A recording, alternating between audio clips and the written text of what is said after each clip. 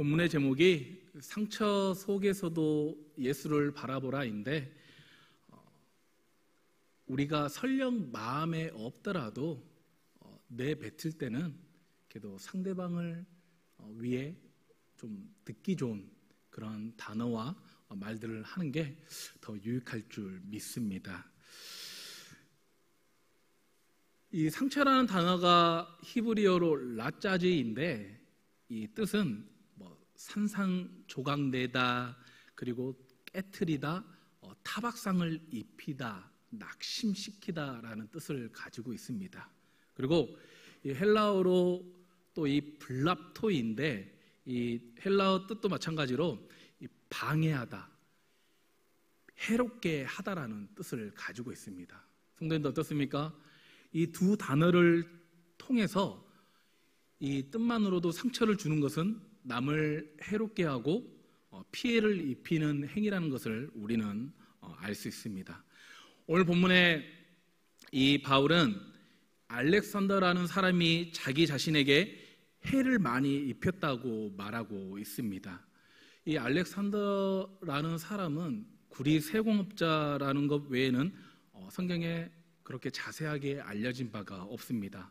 그리고 신약 성경에 이 알렉산더라는 이름이 좀 나오고 있는데, 그 당시 헬라식 이름으로 이 알렉산더가 너무나 흔한 이름이었기 때문에 이 신약에서 언급되는 이 알렉산더가 오늘 본문에 나오는 이 알렉산더와 동일 인물이라고 우리는 보기 어렵죠.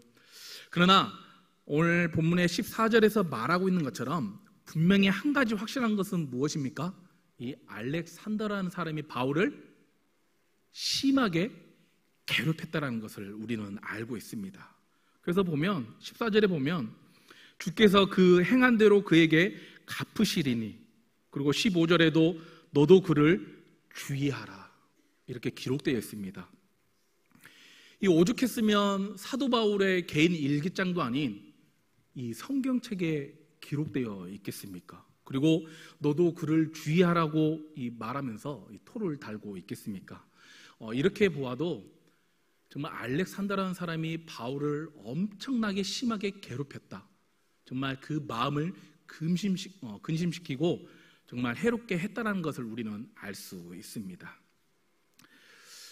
성도님들, 인생을 살아오시면서 다 누구나 상처를 받으셨을 것입니다. 최근에 받은 상처가 혹시 있으십니까? 받으셨다면 어떠한 상처를 받으셨나요? 저는 최근에 상처라고 하긴 뭐하지만 저는 요즘 그 말들이 조금 저에게는 상처 아닌 상처 같은 상처 아닌, 하여튼 그렇게 들어오는데, 뭐냐면 목사님 한 그릇 더 드세요. 성도님들, 여기서 누누이 말하지 마. 이제 2년 전에 김성원 목사님 잊어주시기 바랍니다. 제가 작년에 허리가 아파서 입원한 후로, 퇴원한 후로 무려 5, 6kg가 빠졌고, 지금도 이제 허리 때문에 좀 먹는 거를 나름대로 조절합니다. 물론 지금도 먹는 것을 너무나 좋아하고, 또 간혹 어떤 성도님의 신방을 갔을 때 식사도 함께 하면서 물론 세 그릇 먹을 때도 있었습니다. 그때는 진짜로 제가 배가 고팠고 그랬기 때문에 먹었던 것이지, 이제는 저도 한 그릇입니다. 그래서 저에게 이제 한 그릇 더 드시라고 권유하지 않으셔도 됩니다. 우리 성도님들, 상처를 받으셨다면 최근에 그 상처에 대해서 어떻게 혹시 대응하셨습니까? 기도를 하셨습니까? 아니면 그 사람에게 내가 눈에는 눈, 이에는 이대로 내가 나에게 상처를 준 그대로 혹시 복수를 하셨습니까? 오늘 본문에 보면 이 알렉산더가 바울에게 많은 피해, 많은 해를 입혔지만 바울은 자기가 그 알렉산더에게 복수하는 대신 하나님께 그 상황을 맡겼다고 말하고 있습니다. 그렇습니다. 이 상처에 대한 보복이나 우리는 그 분노의 감정을 드러내기보다, 표현하기보다 오늘 본문의 말씀처럼 14절 하반절에 주께서 그 행한 대로 그에게 갚으시리니, 하나님의 공의에 맡기는 저와 우리 성도님들 되기를 주님의 이름으로 축복합니다.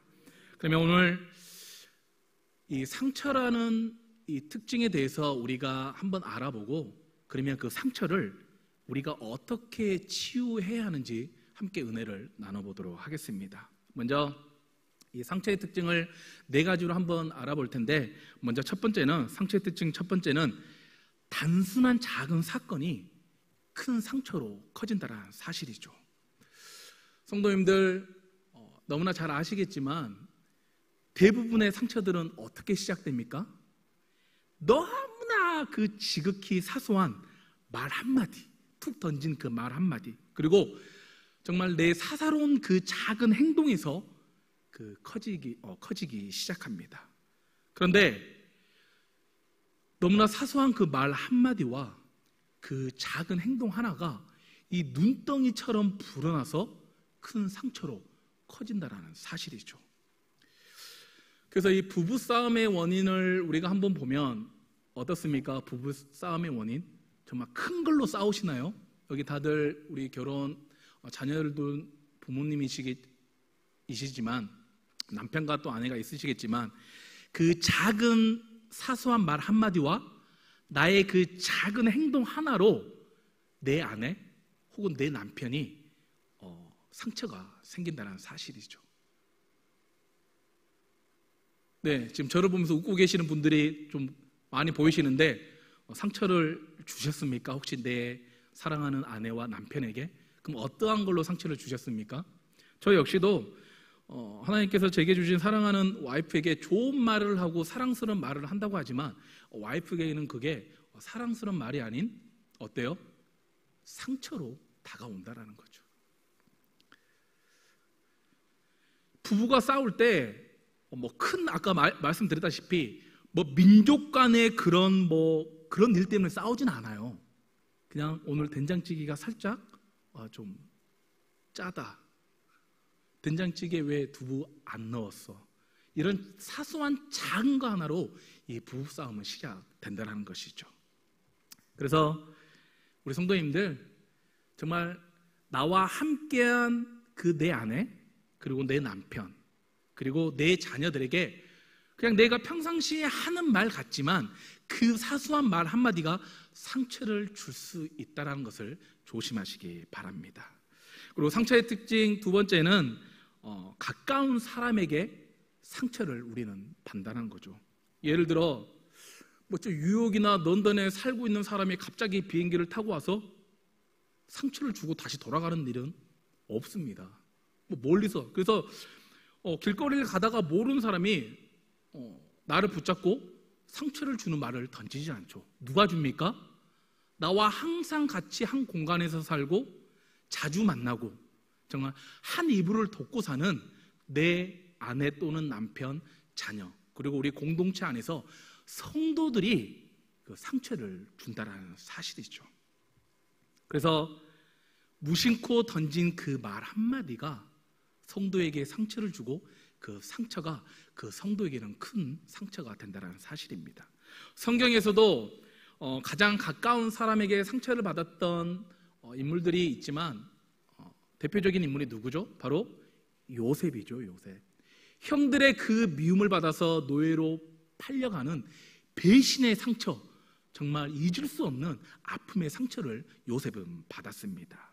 이처럼 상처는 나와 전혀 관계없는 사람이 주거나 받는 게 아니라 내 아내, 남편, 그리고 내 형제, 친구, 그리고 우리 청복교회 한 공동체 안에서 성도가 상처를 준다라는 사실입니다. 우리 성도님들, 최근에 상처를 혹시 주셨습니까? 아니면 받으셨습니까? 받으셨나요? 네, 사람은 자기가 준 것은 기억하지 못한다고 해요. 내가 상처를 받았다, 내가 피해를 입었다라고 생각하지 내가 상처를 주었다, 피해를 입혔다라고 생각하지 않는다고 합니다. 우리 성도님들, 내가 상처를 받을지언정 내가 다른 사람에게 상처를 주지 않는 그런 우리 성도님들 되기를 소망합니다. 그리고 상처의 특징 세 번째는 누구에게나 다 상처가 있다라고 합니다. 30년을 하루도 이 편한 날 없이 이 상처만 받고 살았던 사람이 이 교회에 담임 목사님을 찾아가서 이 상담을 나누었습니다. 그래서 그 사람이 목사님에게 묻기를, 목사님도 혹시 상처를 받으십니까? 이렇게 물었는데 그 목사님이 성도님이 보시기에 어떻게 보입니까? 되물었답니다. 그러자 그 성도가 제가 보기에 목사님이 무슨 상처가 있겠습니까? 이렇게 대답하자 그 목사님이 이렇게 대답하였답니다. 제 상처를 기록한다면 하늘을 두루마리 삼고 바다를 먹물 삼아도 이렇게 부족하다고 이 성도에게 대답했다는 겁니다. 무슨 의미입니까? 상처는 누구에게나 있다라는 뜻이죠. 우리 성도님들 혹시 상처 없는 인생을 살아오셨습니까? 아니죠. 누구나 다 상처를 가지고 계십니다. 목사와 그리고 성도, 그리고 남편도 아내도 자녀도 정말 모든 사람은 다 상처를 안고 살아간다는 사실이죠.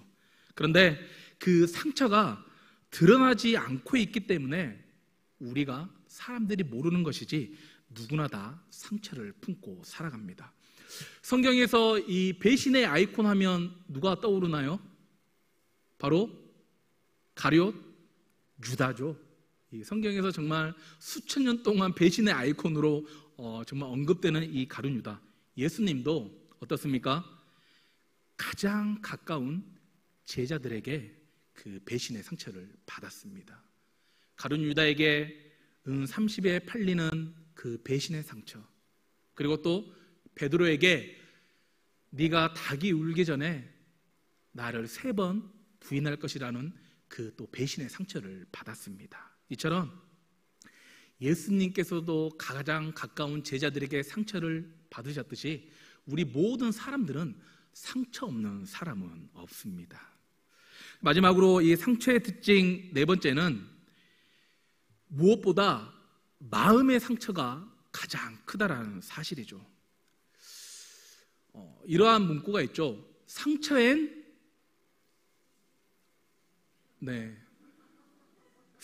후시딘 또는 마데카솔이죠.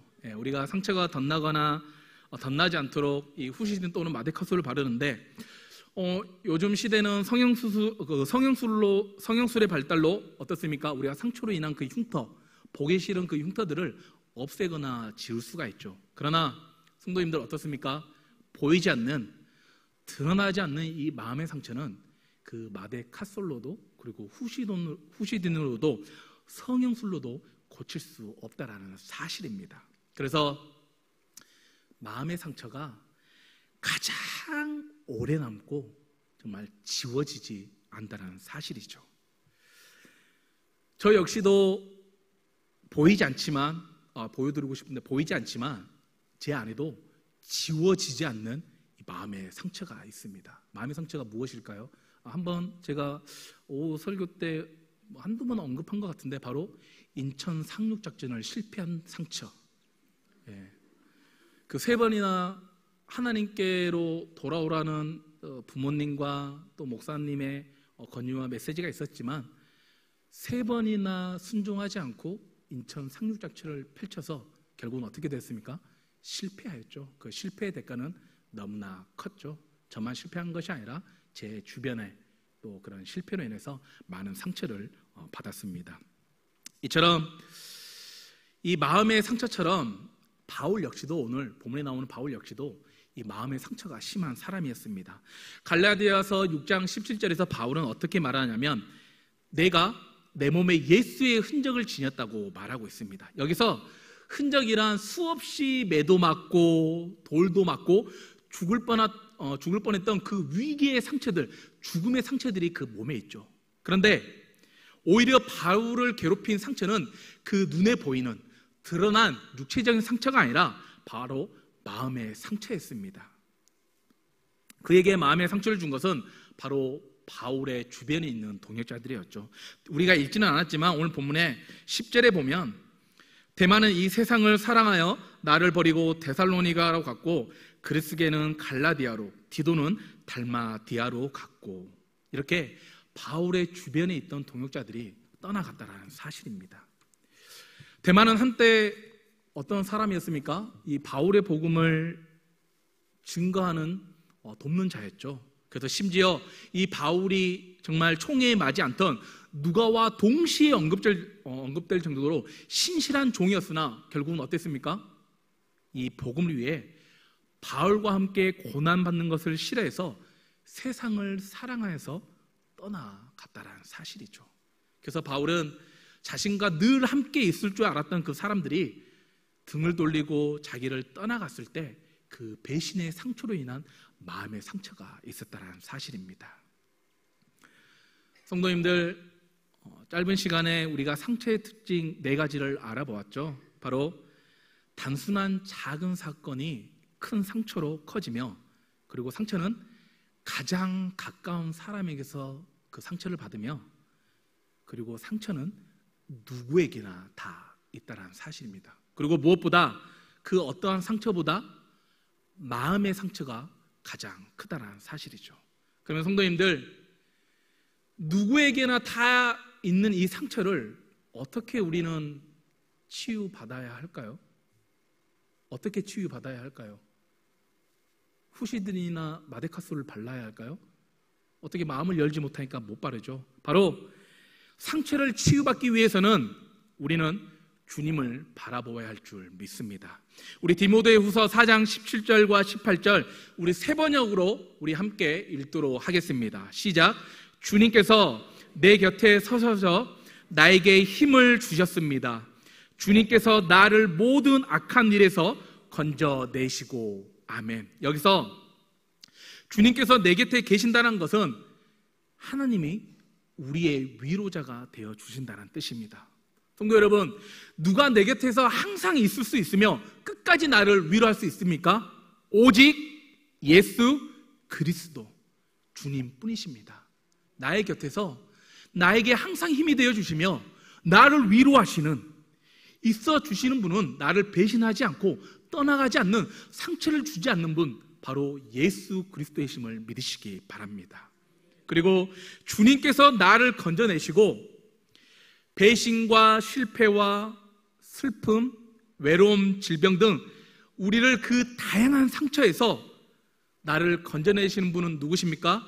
오직 예수 그리스도 주님뿐이십니다. 다른 사람들은 나를 도와줄 수 있고 위로해 줄 수 있고 격려해 줄 수 있지만 나의 그 고칠 수 없는 그 마음의 상처들을 유일하게 건져내 주실 분은 오직 예수 그리스도이심을 믿음으로 고백하는 우리 성도님들 되기를 소망합니다. 그래서 바울은 그 상처의 자리에서 하나님의 은혜를 만났고, 때로는 바울을 괴롭히는 그 상처가 사명의 통로가 되기도 했습니다. 오늘 본문에서 바울이 상처 속에서도 주를 바라볼 수 있었던 이유가 바로 하나님의 위로하심과 구원의 은혜를 확신했기 때문입니다. 이것이 바울의 오늘 신앙 고백입니다. 이 신앙 고백이 저와 성도님들의 신앙의 고백이 되기를 소망합니다. 말씀을 마무리합니다. 성도님들, 누구나 상처 없는 인생은 없습니다. 말로 인한 상처, 그리고 이 사람과 관계에서 오는 아픔의 상처, 그리고 실패의 상처 등 다양한 상처를 우리는 안고 살아가고 있습니다. 그런데 더 큰 문제는 무엇이냐면 그 상처보다 그 마음의 상처가 쉽게 치유되고 회복되지 않는다는 사실이죠. 그 상처가 나를 갉아먹고 결국은 내 마음과 심령을 피폐하게 만들어서 내 자신만 죽는 것이 아니라 내 공동체와 나와 관련된 사람까지 죽게 만들기 때문입니다. 오늘 저를 비롯해서 우리 성도님들 그 마음의 다양한 상처들을 가지고 나오셨을 텐데 그 회복되지 않은 상처 속에서도 주님을 바라보기를 간절히 소망합니다. 항상 내 곁에서 참된 위로와 힘이 되시는 주님, 그 어떤 상처에서도 나를 건져내시는 그 주님을 바라보시기를 소망합니다. 그래서 상처는 우리 인생의 실패의 흉터가 아니라는 사실을 기억하시기 바랍니다. 하나님은 상처 없는 온전한 자를 쓰시는 것이 아니라 상처로 부서진 자를 들어 쓰신다는 사실을 기억하시기 바랍니다. 그래서 나의 상처를 하나님의 능력을 드러내는 도구로 하나님께 내어 드리십시오. 그래서 나의 부서지고 그 깨어진 내 인생의 상처의 조각들을 하나님께서 그 상처의 조각들을 통해 일하심을 믿으시기 바랍니다. 어떻게 하면 그렇게 할 수 있습니까? 바로 그 상처의 자리에 하나님의 은혜가 스며들 때 회복과 구원의 은혜가 시작되는 축복이 저와 성도님들에게 있기를 주님의 이름으로 축복합니다.